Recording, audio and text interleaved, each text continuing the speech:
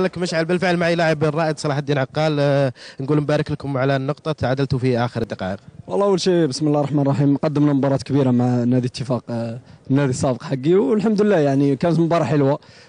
صراحة ما ضيعنا 3 نقاط في الآخر 5 دقائق الأخيرة، صراحة أنا ضيعت فرصة كان المفروض تسألني فيها صراحة. نعم، أنت قلت النادي السابق، أنت كل الأندية السعودية تقريبا الأندية سابقة لك الحين. والله نادي اتفاق لعبت معه سنتين، يعني هو النادي اللي لعبت معه سنتين متابع يعني، فنادي أغليه وأحبه يعني صراحة.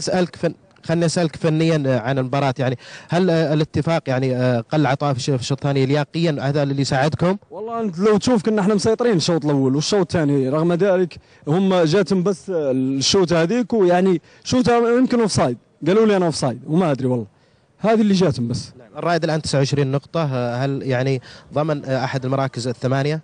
والله احنا طموحنا ندخل 8، يعني اذا ما الرائد دخل 8 ما سوينا شيء السنه هذه، ان شاء الله ندخل 8 ونسعد جماهيرنا ورئيسنا ان شاء الله. الله يعطيك العافيه. شكرا.